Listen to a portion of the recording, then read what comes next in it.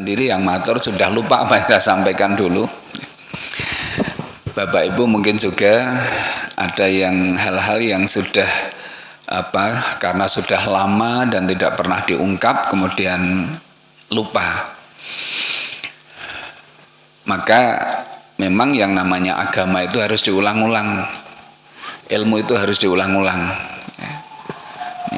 Diulang-ulang saja kadang kita paham-paham, diulang-ulang saja kemudian kita tidak segera untuk bisa mengamalkan dan seterusnya. Bapak Ibu, saya akan mulai dari yang paling dasar, mulai dari pengertian akhlak. Di akhlak itu apa? Jadi akhlak itu kalau dari bahasanya ya artinya bisa dimaknai, bisa diartikan sebagai tabiat, sebagai budi pekerti, perangai, kebiasaan dan sebagainya. Itu akhlak ya. Tapi mari kita coba melihat bagaimana para ulama memberikan definisi tentang akhlak. Walaupun setiap hari kita mendengar, setiap hari kita mengucapkan ya, dengan mungkin redaksi dan diksi yang berbeda. Ada orang yang ketika melihat orang lain, melihat seseorang kemudian berkomentar akhlaknya bagus.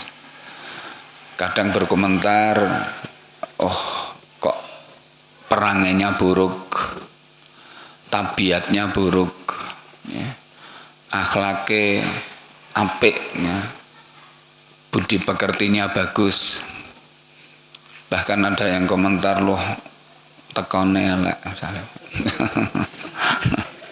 Nah itu semua kan merujuk pada pengertian akhlak itu ya. Sama sekalian, di antara para ulama yang memberikan definisi tentang akhlak antara lain adalah Imam Al-Ghazali ya. Beliau mengatakan bahwa fal khuluqu ibaratun an hayatin fin nafsi rasikhatun anha tasdurul af'alu bisuhulatin wa yusrin min ghairi hajatin ila fikrin wa ru'yatin. Dikata Imam Ghazali, akhlak itu adalah sifat yang tertanam di dalam jiwa. Ya, sifat yang tertanam di dalam jiwa kita. Yang dari sifat yang tertanam itu kemudian menimbulkan ya, perbuatan-perbuatan dengan gampang, perbuatan-perbuatan dengan mudah, sehingga tanpa membutuhkan, tanpa memerlukan pertimbangan dan pemikiran. Itulah akhlak, Pak Bu. Jadi sesuatu yang ada di dalam jiwa kita masing-masing, dari itu kemudian muncul, lahir perbuatan, lahir ucapan dengan mudah ya. Saking mudahnya itu la fikrin wa ru'yatin, rasa ndadak ngangge mikir kali pertimbangan itu. Jadi sudah tidak perlu lagi nerocos ngaten kemawon itu. Sehingga tergantung yang di dalam ini seperti apa. Sifat yang ada di dalam jiwa itu baik atau buruk. Kalau dia baik maka muncullah perbuatan-perbuatan, perkataan-perkataan yang dengan mudah, gampang itu berbuat baik itu menjadi gampang, menjadi mudah. Berbuat baik itu tidak perlu pemikiran, tidak perlu pertimbangan gitu ya. Kalau itu sudah menjadi akhlaknya. Demikian sebaliknya Bapak Ibu. Orang berbuat buruk, berkata buruk ya, itu juga mudah kalau itu sudah menjadi akhlaknya. Mboten sandadak mikir ya, mau berbuat jahat, mau berbuat maksiat, itu tidak usah mikir. Dan itu keluar begitu saja. Nah, ini yang pertama sekalian. Kemudian yang kedua, Ibrahim Anis, beliau memberikan definisi atau pengertian akhlak adalah al-khuluqu halun linafsi rasikhatun tasduru anhal a'malu min khairin au syarrin min ghairi hajatin ila fikrin wa ru'yatin.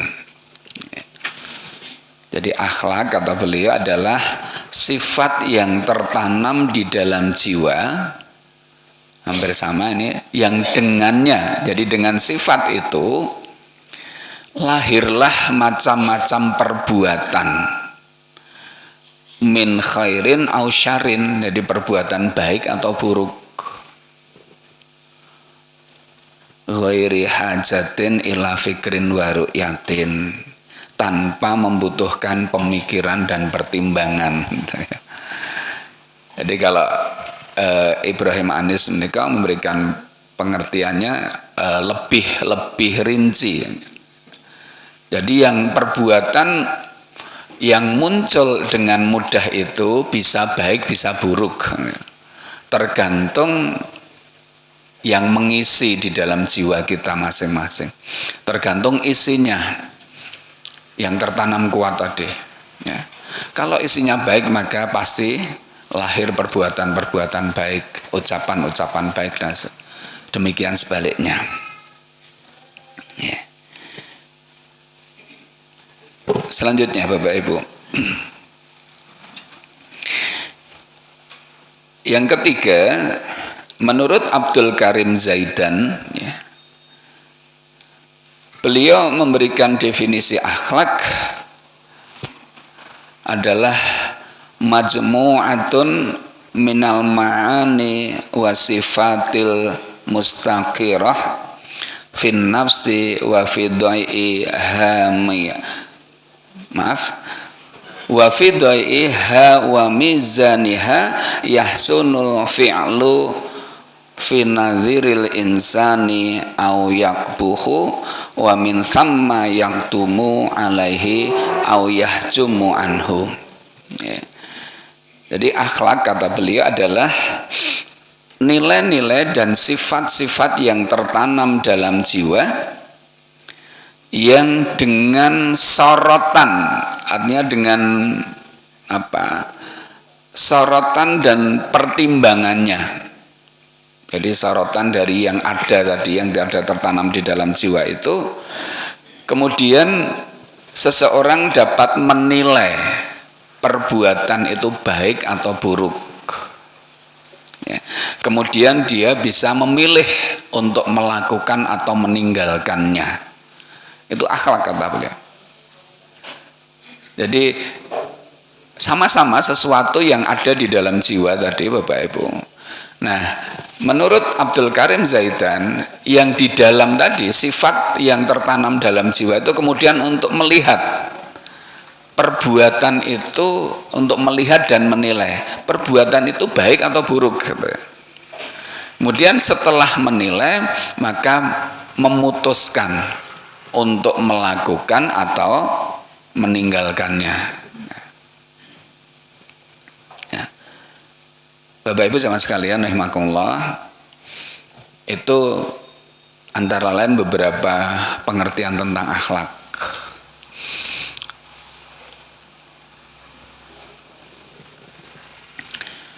Jadi akhlak itu sesuatu yang bisa kita rasakan, bisa kita lihat, bisa kita dengar dari ucapan dan perbuatan seseorang. Karena itulah isi jiwanya. Kalau ucapan perbuatannya konsisten baik, maka menandakan akhlaknya baik.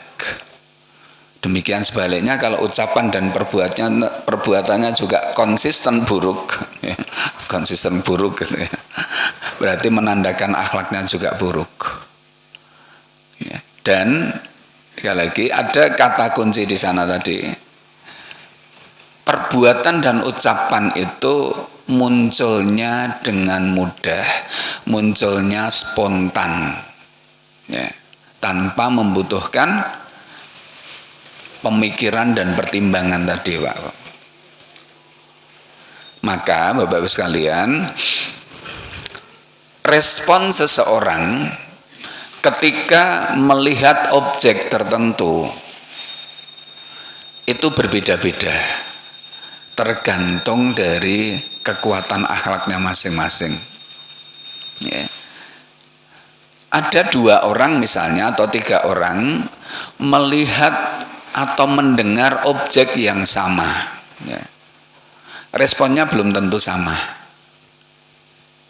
Ya. Ada 2 orang yang sama-sama melihat, misalnya ada kotoran di dalam masjid ini. Piyayi loro niku padha le ngewaske niku padha. Ya. Tetapi respon dari 2 orang itu belum tentu sama. Bisa jadi hanya salah satu yang kemudian mengambil dan membersihkan kotoran itu. Bisa jadi kedua-duanya rebutan, ya. Atau bisa jadi kedua-duanya meneng wae, ya. Itu sangat mungkin terjadi. Demikian juga ketika melihat objek di jalan, di masyarakat, ya, mendengar ada kezaliman yang berlangsung misalnya, belum tentu responnya sama, Bapak sekalian. Nah, selanjutnya Bapak sekalian yang saya hormati, setelah kita sedikit memahami tentang pengertian akhlak tadi, maka selanjutnya akan kita sampaikan tentang sumber akhlak. Jadi kalau merujuk pada pengertian yang ketiga tadi kan, dengan sesuatu yang tertanam dalam jiwa kita itu kemudian untuk menyorot, untuk melihat, untuk menilai baik atau buruk gitu ya. Setelah itu memutuskan untuk melakukan atau meninggalkan ya tentunya. Nah, yang untuk melihat sesuatu itu baik atau buruk, benar atau salah, hak atau batil, halal atau haram, inilah yang dimaksud dengan sumber akhlak itu.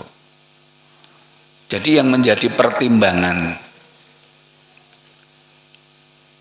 baik atau buruk, benar atau salah, mulia atau tercela, ya, mahmudah atau napa Bu?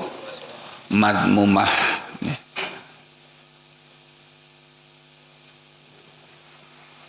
Itu adalah Al-Quran dan Sunnah. Ya. Jadi yang dipakai untuk pertimbangan melihat sesuatu itu baik atau buruk, benar atau salah, itu sumbernya adalah Al-Quran dan Sunnah. Ya. Di Sunnah kalau konteksnya Al-Quran dan Sunnah itu bukan dari tinjauan hukumnya loh ya Bapak Ibu. Jangan diartikan kalau sunnah itu berarti bukan wajib, bukan ya. Jadi kalau saya matur ini sumbernya dari Al-Quran dan Sunnah, maka Sunnah itu ya kalau para ahli hadis mengatakan kaulan au fi'lan au takriron. Jadi segala ucapan Nabi, perbuatan Nabi dan ketetapan Nabi, takrir, persetujuan Nabi. Namun kalau misalnya ada yang tadi begitu masuk, ada yang sholat, itu sholat sunnah, berarti bukan wajib, ya. Itu sholat yang bukan wajib. Nah Bapak sekalian, maka kalau kita mengatakan atau menilai sesuatu itu baik atau buruk, maka rujukannya adalah Al-Quran dan Sunnah. Misalnya ada seorang anak yang sangat berbakti kepada orang tuanya misalnya. Kemudian kita mengatakan, Masya Allah anak itu akhlaknya luar biasa baiknya misalnya. Kenapa kita mengatakan begitu? Ya karena Allah dan Rasulnya mengajarkan hal itu. Karena Quran dan Sunnah mengatakan seperti itu. Demikian sebaliknya, kalau kita melihat ada seorang anak ya, yang durhaka kepada orang tuanya, berani kepada orang tuanya, menyia-nyiakan orang tuanya, kemudian kita komentar, naudzubillah, anak kok akhlaknya sangat buruk misalnya. Nah, kita mengatakan akhlaknya buruk itu karena Allah dan Rasulnya mengajarkan seperti itu, bahwa itu buruk gitu loh, bahwa durhaka kepada orang tua, uququl walidain itu buruk. Itu yang dimaksud dengan sumber akhlak, Bapak Ibu.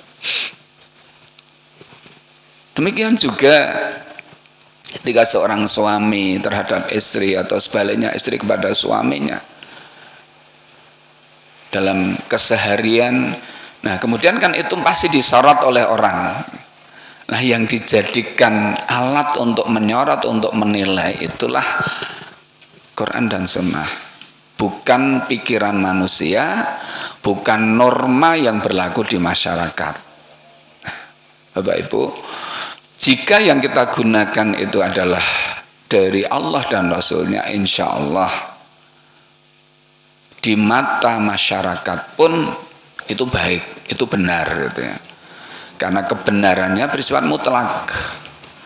Tetapi ketika yang kita gunakan untuk menilai, untuk menyorot itu adalah pikiran manusia ya,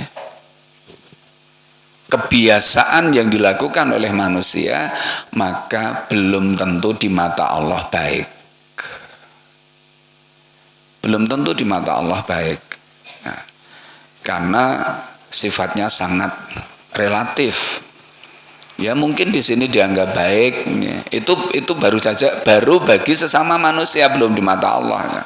Namun di tempat lain bisa jadi itu bukan hal yang baik. Bapak sekalian yang saya hormati rahimakumullah, sekali lagi itulah sumber akhlak kita. Nah, maka sesungguhnya kita mengaji, kita belajar setiap hari ini dalam rangka memasukkan nilai-nilai itu ke dalam jiwa kita sehingga tertanam dengan kuat. Kalau sudah tertanam kuat, maka pasti lahir ucapan, lahir perbuatan yang baik dengan mudah tanpa membutuhkan pemikiran dan pertimbangan. Jadi nerocos ngaten mawon. Untuk berbuat baik ya gampang, untuk berbuat buruk juga gampang, tergantung isinya. Maka kemudian kita ingat ngendikane Kanjeng Nabi bahwa di dalam jasad kita itu ada mudghah ya. Kelingan ya, ada segumpal darah. Ya. Ketika dia baik, maka baik semuanya. Wa idza fasadal jasadu kulluhu. Kalau dia buruk maka buruk semuanya. Dari jasad kita ini artinya dari mata kita, dari kuping kita, dari lisan kita, tangan, kaki kita, lahir hal-hal yang buruk kalau hati kita buruk. Baik, Bapak Ibu jamaah sekalian. Selanjutnya tentang kedudukan dan keistimewaan akhlak di dalam Islam. Nah, ini kita masuk betapa pentingnya akhlak itu nanti setelah kita memahami betul tentang kedudukan dan keistimewaan akhlak di dalam agama Islam. Banyak hadis yang menjelaskan tentang kedudukan dan keistimewaan akhlak, Bapak Ibu. Antara lain ya, bahwa Rasulullah Sallallahu Alaihi Wasallam itu menempatkan penyempurnaan akhlak yang mulia itu sebagai misi utama Rasul. Jadi misi pokok, misi utama Nabi, Rasul diutus oleh Allah itu adalah untuk menyempurnakan akhlak yang mulia. Jadi misinya itu yang dibawa oleh Kanjeng Nabi itu.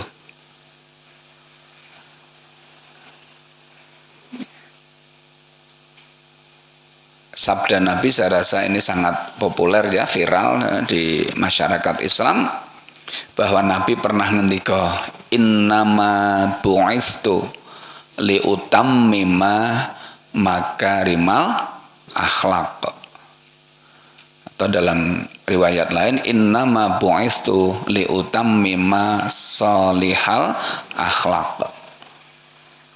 Di sesungguhnya kata Nabi, ini Nabi yang ngendika Ibu Bapak, sesungguhnya aku diutus itu untuk menyempurnakan akhlak yang mulia, untuk menyempurnakan akhlak yang baik, akhlak yang saleh. Jadi Nabi diutus memang untuk itu. Dan ini tugas yang luar biasa berat Bapak Ibu.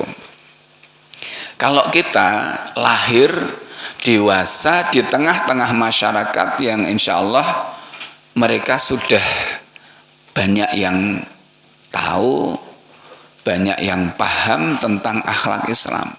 Kita bayangkan ketika Nabi saat itu Bapak Ibu, ketika Nabi mendapatkan SK sebagai seorang Rasul utusan Allah, sehingga beliau kemudian mendakwahkan Islam, mengajak orang, menyuruh orang, mencegah orang, ya, mengajak orang untuk menyembah Allah, beribadah kepada Allah, padahal sebelumnya bukan Allah yang disembah, mencegah orang dari berbuat maksiat yang sudah menjadi akhlaknya loh itu ya. Jadi kemaksiatan yang orang-orang jahiliyah lakukan saat itu sudah menjadi akhlak buruknya itu. Mulai dari akhlaknya kepada Allah yang begitu kurang ajar nih, karena sudah beribadah kepada selain Allah, padahal Allah yang menciptakan, Allah yang memberikan jaminan semuanya untuk hidup di dunia ini. Kemudian dia beribadahnya tidak kepada Allah, dan kurang ajar yang paling luar biasa itu. Nah, Nabi diutus untuk memperbaiki itu semua, sehingga akhlaknya kepada Allah jadi baik, jadi bertauhid, jadi taat dan seterusnya. Demikian juga memperbaiki akhlak manusia dalam hubungannya dengan sesama manusia, dengan kebiasaan mereka. Bapak Ibu bisa bayangkan masyarakat yang saat itu kebiasaannya minum minuman keras, mabuk-mabukan, berzina, mencuri, bahkan membunuh. Nah, Nabi datang untuk memperbaiki akhlak yang sangat buruk itu. Kalau kita kan seburuk-buruknya mungkin akhlak di sekeliling kita tidak sampai seperti itu. Oke, paling nek ana sing sakniki mulai rada mengkhawatirkan do ngombe misalnya. Judi ya. Paling itu ya. Itu pun tidak banyak. Namun ada tantangan-tantangan lain tentu sesuai dengan zaman saat ini. Namun sekali lagi tidak seberat tantangan yang dihadapi oleh Rasulullah saat itu. Dan Rasulullah dalam waktu yang relatif singkat sukses, berhasil. Karena komitmen beliau di dalam mengamalkan dan menyebarkan atau mendakwahkan Islam itu. Nah, teman sekalian, ini yang pertama. Jadi ini harus kemudian juga menjadi misi kita, ya. Karena Nabi itu diutus untuk menyempurnakan akhlak yang mulia, maka kemudian kita pahami bahwa menjadikan diri kita berakhlak mulia itu suatu keharusan, satu kewajiban. Jadi kita harus punya tekad, punya niat yang kuat untuk menjadikan diri kita itu berakhlak mulia. Ya. Yang tadi mulia tadi ukurannya itu dari Allah dan Rasulnya. Ini yang pertama Pak sekalian. Dan yang kedua, akhlak merupakan salah satu ajaran pokok dalam Islam. Jadi akhlak itu merupakan salah satu ajaran pokok dalam Islam. Di samping akidah, ibadahnya, maka akhlak ini juga menjadi pokok ajaran Islam. Hal itu bisa kita laca, bisa dilihat dari keterangan Rasulullah, dari penjelasan Nabi ketika ada seorang laki-laki bertanya kepada Nabi. Ya, ada seseorang yang bertanya kepada Nabi, "Ya Rasulullah, mad-dinu?" Wahai Rasulullah, apakah agama itu? Gitu ya. Jadi ada seseorang yang bertanya kepada Kanjeng Nabi, "Kanjeng Nabi, agami niku napa to jane?" Apa agama itu? Maka Kanjeng Nabi menjawab bahwa ad-dinu, agama adalah husnul khuluq. Agama itu akhlak yang baik, Pak. Ya. Jadi agama itu pada dasarnya adalah akhlak yang baik. Harus sekalian, apapun ya kegiatan kita, apapun amal saleh kita, apapun ibadah kita, ya, yang itu menunjukkan keberagamaan kita, ya, maka ujungnya, ya, maka endingnya itu adalah akhlak yang baik. Dan dengan penjelasan Nabi bahwa agama itu akhlak yang baik, ini bisa kita pahami bahwa seseorang yang sudah beragama, ya, bahkan dia kelihatan sibuk menjalankan ajaran agama. Saya matur, kelihatan sibuk menjalankan ajaran agama, tetapi kok tidak memunculkan akhlak yang baik, maka pasti seolah-olah itu tidak ada artinya sama sekali, tidak ada nilainya sama sekali. Ya. Kita semua pasti sepakat itu, Pak Bu. Contoh, misalnya ada seseorang yang hafal Quran misalnya, mudah-mudahan tidak terjadi ya, hafal Quran, dia sholatnya kelihatannya juga khusyuk, dia puasanya juga rajin misalnya, tetapi akhlak terhadap istri misalnya kok sangat buruk, KDRT misalnya, maka semua orang pasti memberikan penilaian seolah-olah apalane Quran, leposo, sholat itu koyo-koyo ilang kabeh. Karena apa? Karena akhlaknya yang buruk terhadap istri atau terhadap siapapun. Maka agama itu adalah husnul khuluq. Agama itu adalah akhlak yang baik. Di penjelasan Nabi bahwa agama itu akhlak yang baik itu seperti ketika Nabi menjelaskan tentang haji, Pak Bu. Ketika Nabi menjelaskan tentang haji, beliau ngendika al-hajju arafah. Haji itu arafah. Kena wong kaji kok orang ning arafah niku berarti ya ndak ada haji tanpa arafah.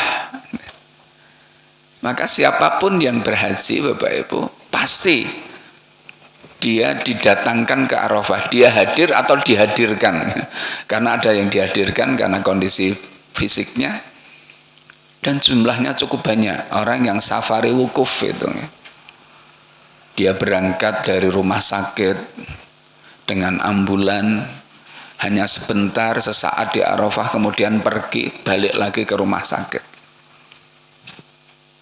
Bahkan kadang-kadang mungkin dia sudah dalam keadaan tidak sadar, nang isi urip. Padahal kalau sudah tidak sadar kan tidak ada kewajiban, tapi kan ya pemerintah bertanggung jawab itu. Maka siapapun yang berhaji itu harus sampai ke Arafah pada tanggal 9, khusus hanya tanggal 9. Karena Bapak Ibu mungkin banyak yang sampai ke Arafah tapi tidak 9 Dzulhijjah.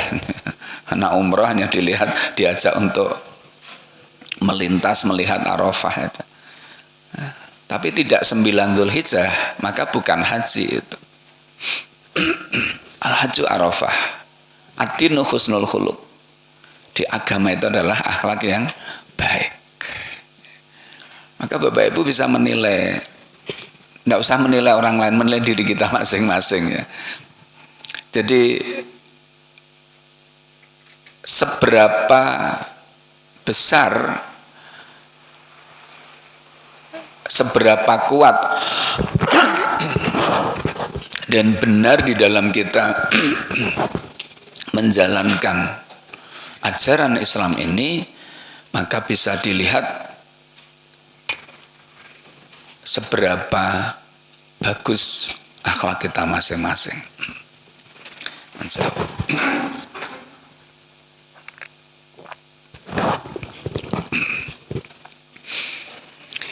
Ini yang kedua ya Bapak Ibu. Berarti kan kedudukan akhlak itu luar biasa. Sebagai misi pokok Nabi diutus. Yang kedua, ajaran pokok Islam itu salah satunya adalah akhlak. Ya. Jadi apapun yang kita lakukan tentang Islam ini, kalau kemudian tidak melahirkan akhlak yang baik, itu semuanya kayak dene sio-sio ya, muspro gitu. Tidak ada nilainya. Yang ketiga Bapak Ibu, ya Allah. Yang ketiga, bahwa akhlak yang baik itu akan menjadi pemberat timbangan kebaikan di hari kiamat nanti. Di akhlak yang baik itu akan menjadi pemberat timbangan kebaikan pada hari kiamat nanti.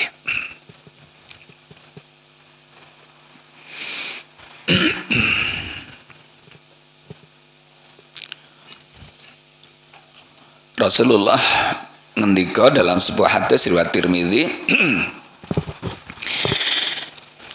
"Ma min syai'in athqalu fi mizanil 'abdil mu'mini yaumal qiyamati min husnil khuluq." Tidak ada satupun yang akan lebih memberatkan timbangan kebaikan seorang hamba mukmin di hari kiamat nanti selain dari akhlak yang baik.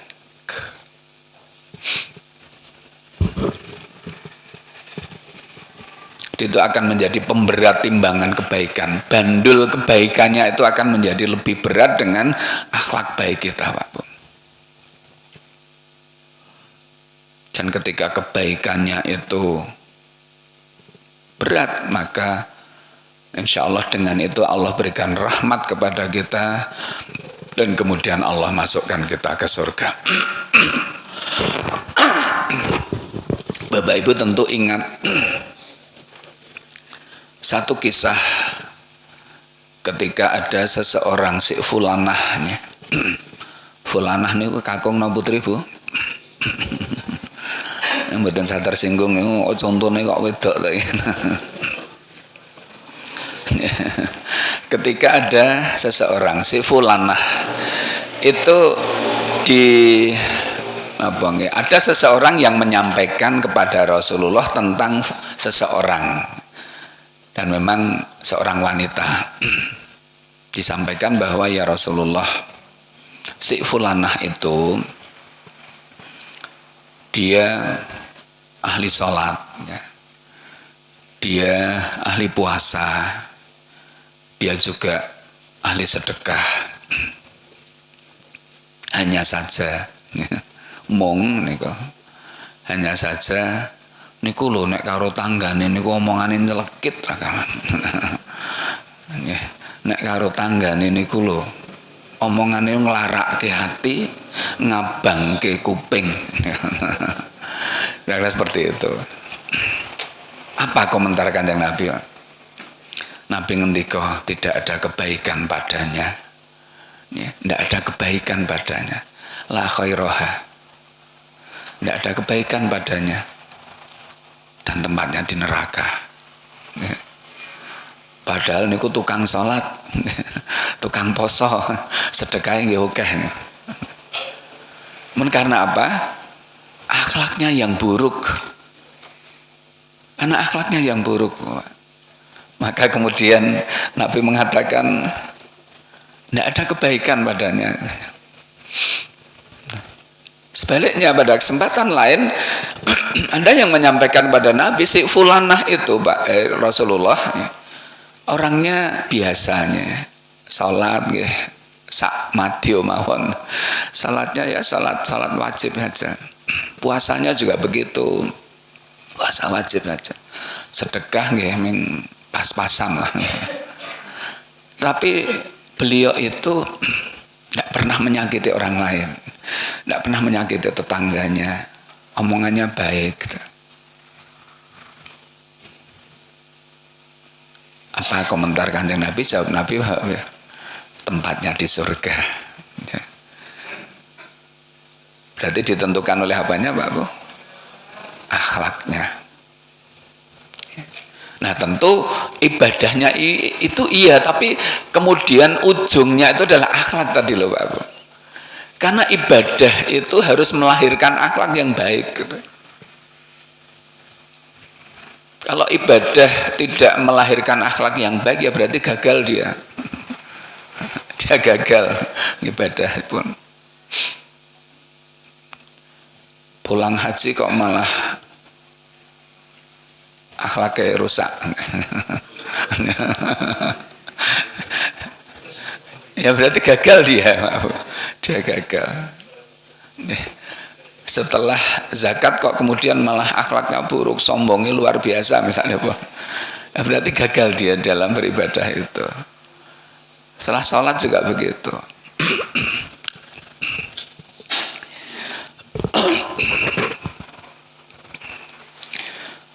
Teman sekalian,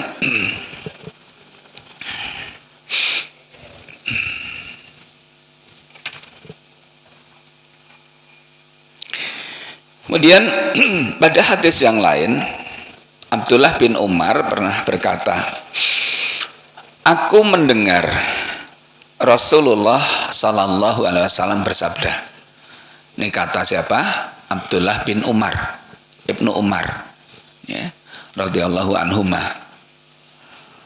Jadi beliau mengatakan, aku mendengar Rasulullah bersabda, maukah kalian aku beritahukan siapa di antara kalian yang paling aku cintai dan paling dekat tempatnya denganku nanti di hari kiamat.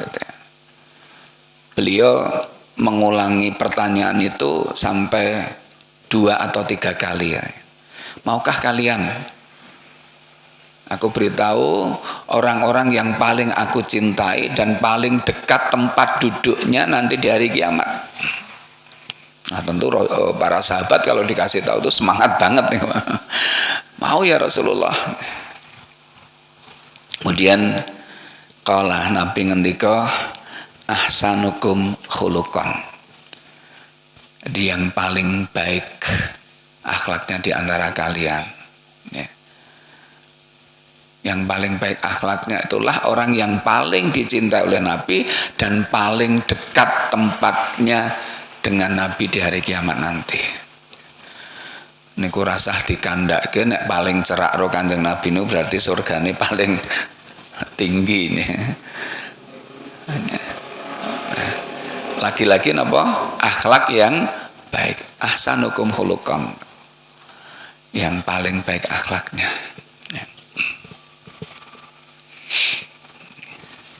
Kemudian yang keempat,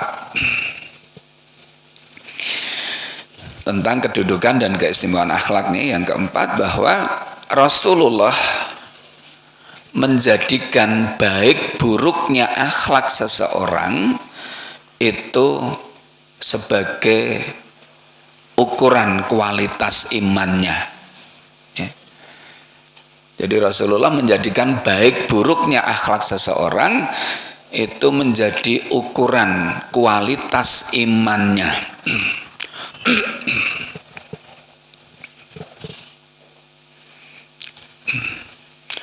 Hal ini dijelaskan dalam beberapa riwayatnya, beberapa hadis.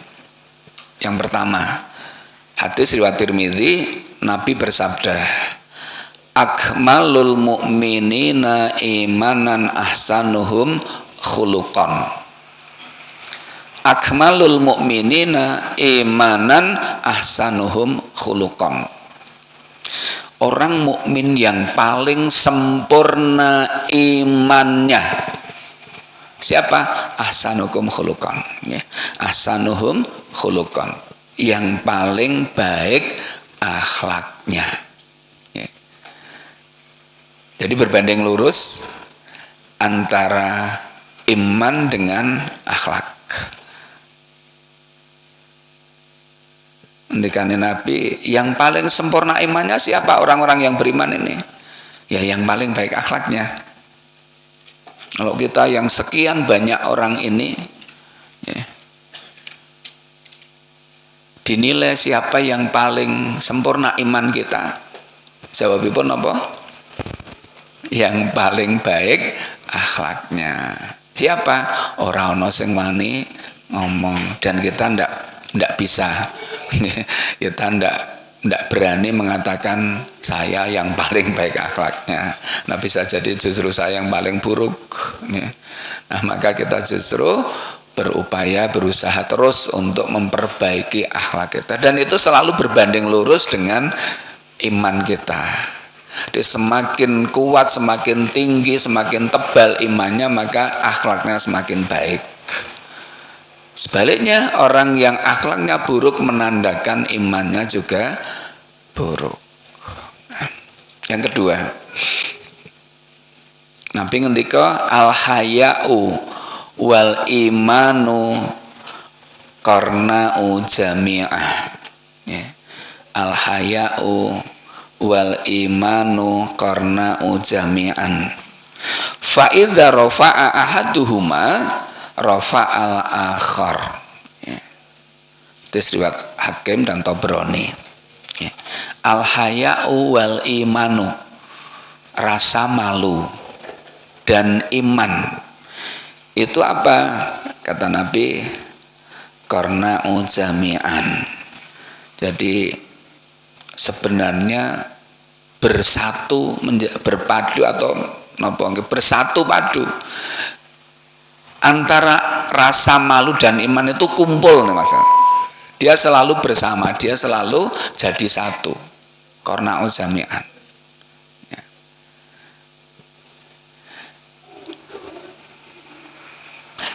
Fa idza rafa'a ahduma, maka apabila diangkat salah satu dari keduanya, mbuh sing diangkat mau imane nopo isine, imane pun apa rasa malunya yang diangkat, maka rafa'al akhar, maka yang lainnya juga tercabut. Jadi kalau pada diri saya dicabut salah satu, maka yang satu pasti nututi, Pak. Pasti juga hilang. Kalau rasa iman saya dicabut, maka rasa malunya juga pasti sudah tidak ada. Atau sebaliknya, orang yang sudah tidak punya rasa malu, berarti imannya juga sudah hilang. Hanya ini tidak mungkin dua ini pisah, Pak Bu. Al haya wal iman itu selalu jadi satu pada diri seseorang.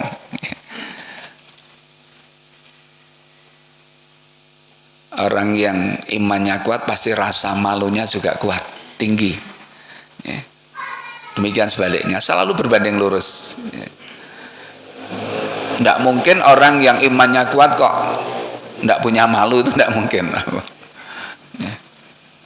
Pasti dia rasa malunya tinggi, rasa malunya juga sangat kuat. Ya. Itu dua hal yang pasti kumpul, pasti jadi satu. Nek ilang siji ilang kabeh. Nek ono siji ono kabeh. Nah, maka mari Bapak Ibu sekalian, ini bisa kita jadikan untuk melacak keimanan kita masing-masing, yaitu dari seberapa besar rasa malu kita pada Allah, pada sesama. Itu menandakan iman kita masing-masing. Nah, maka Bapak Ibu, hari ini kadang kita dipertontonkan ya, orang-orang yang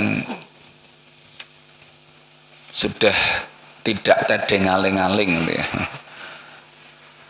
melakukan kemungkaran, kemaksiatan, kezaliman gitu ya, dan itu menandakan akhlaknya buruk tadi, menandakan bahwa dia sudah tidak punya rasa malu tadi, menghalalkan segala cara ya, untuk tujuannya dan sebagainya.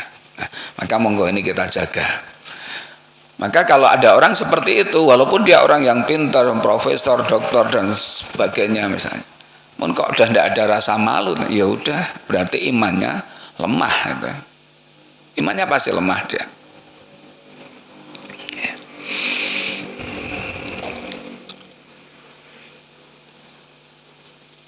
Kemudian yang ketiga, dalil yang menunjukkan bahwa tadi baik buruknya akhlak itu menjadi ukuran kualitas iman seseorang. Itu yang ketiga adalah hadis Nabi yang diriwayatkan oleh Al-Bukhari. Nabi pernah ngendika, wallahi la yu'minu, wallahi la yu'minu, wallahi la yu'minu. Qila man ya Rasulullah? Para sahabat bertanya, siapa mereka ya Rasulullah? Kemudian Nabi ngendika, alladzi la ya'manu jaruhu bawaikahu. Ya. Siapa yang dikatakan tidak beriman oleh Nabi itu? Sampai 3 kali Nabi menerangkan, alladzi la ya'manu jaruhu bawaikahu, adalah orang yang tetangganya tidak aman dari keburukannya. Ya. Yang dikatakan Nabi, orang yang tidak beriman, demi Allah tidak beriman, kata Nabi. Siapa? Orang yang tetangganya tidak aman dari keburukannya. Ya, berarti tidak aman dari akhlaknya yang buruk. Jadi lagi-lagi Nabi menjelaskan korelasi antara iman dan akhlak, iman dan rasa malu. Ya, iman dan akhlak itu sangat dekat, ya, berhimpitan, berbanding lurus. Ya,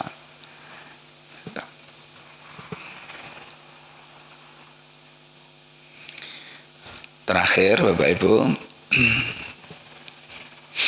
hadis yang menjelaskan hubungan antara akhlak dan kualitas iman tadi. Ya. Ini hadisnya populer, saya rasa semuanya hafal. Muttafaqun alaih, man kana yu'minu billahi wal yaumil akhir falyakul khairan aw liyasmut, wa man kana yu'minu billahi wal yaumil akhir falyukrim dhaifah, wa man kana yu'minu billahi wal yaumil akhir falyukrim jarahu. Di barang siapa yang beriman kepada Allah dan hari akhir, hendaklah dia berkata baik atau diam, hendaklah dia memuliakan tamunya, hendaklah dia memuliakan tetangganya. Barang siapa yang beriman kepada Allah dan hari akhir, maka kemudian pembuktiannya itu dengan akhlak tadi loh. Apa akhlaknya? Berkata baik atau diam. Apa akhlaknya? Memuliakan tetangga. Apa akhlaknya? Memuliakan tamu. Itu kan wujud atau bentuk akhlak. Jadi kalau kita mengklaim diri kita ini iman kepada Allah dan hari akhir, maka pembuktiannya itu dengan akhlak kita, Pak Bu. Ya lagi-lagi tadi di awal baik akhlak kepada Allah maupun kepada sesama. Nah dalam hadis ini dijelaskan akhlak pada sesama, ya, akhlak diri, jadi berkata baik atau diam, ya, memuliakan tamu, memuliakan tetangga, itu kan akhlak sedaya menika. Dan itu sekali lagi pembuktian dari klaim kita, pengakuan kita bahwa kita sudah beriman kepada Allah dan hari akhir. Pilih ngaten Bapak Ibu, kurang semenit Mas Fauzi. Ning kula suwun sing semenit niki lek ajeng ganti gawe. Mudah-mudahan kita semua diberikan hidayah dan taufik oleh Allah untuk terus bersemangat belajar nih Bapak Ibu, dan berupaya untuk mengamalkan apa yang kita pelajari menikah. Waktu saya kembalikan, akhir kalam, nasrun minallah wa fathun qarib wa basyiril mu'minin.